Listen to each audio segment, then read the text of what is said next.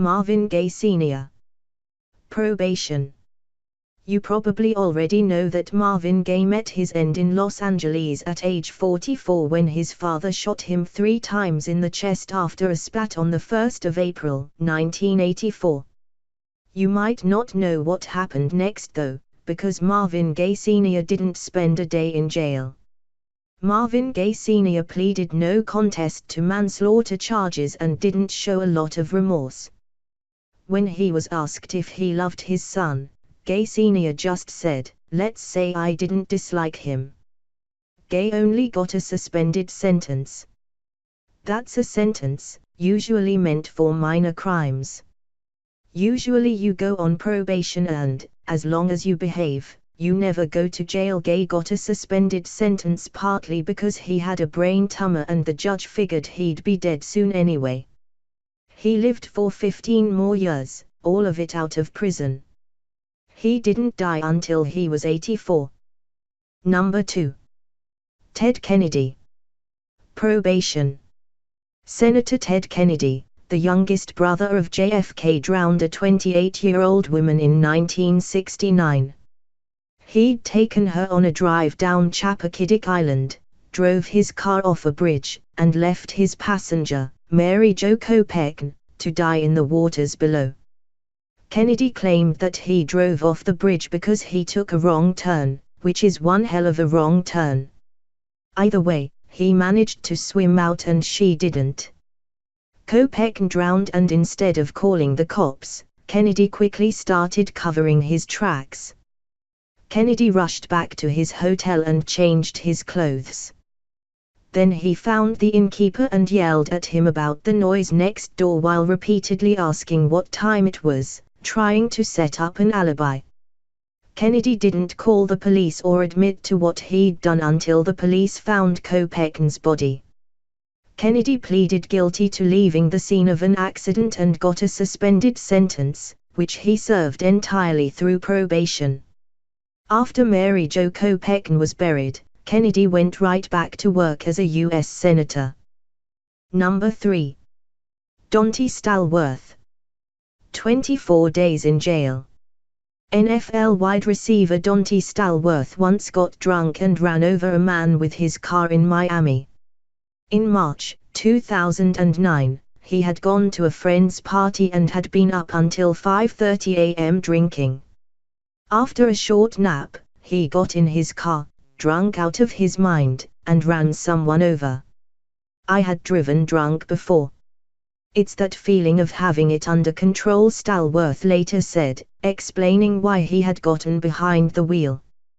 He would quickly realize, though, that he wasn't the drunk driving expert he'd imagined.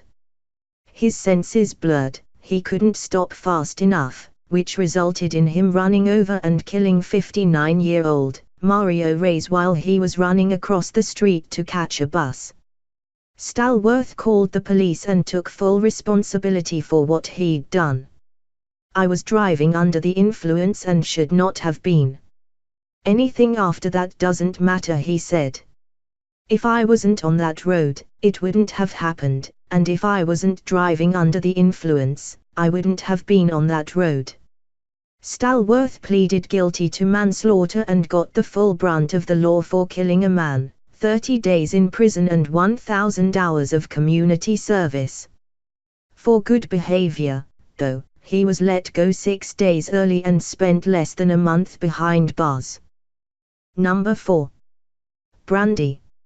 $600,000 settlement.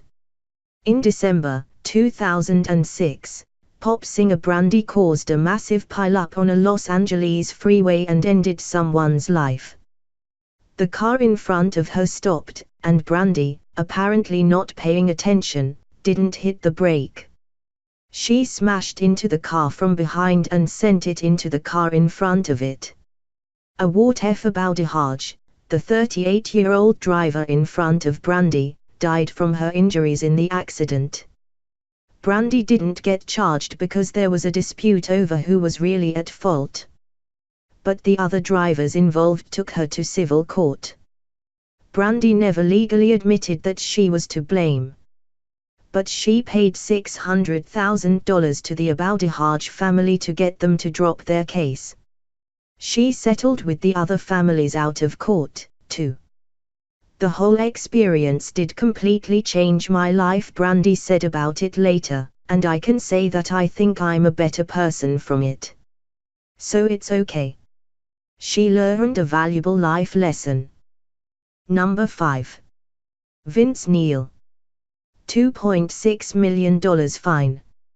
On the 8th of December, 1984, Vince Neil, the lead singer of Motley Crue, was driving to the liquor store with his friend Nicholas Razzle Dingley, the drummer of Hanoi Rocks, in the passenger seat.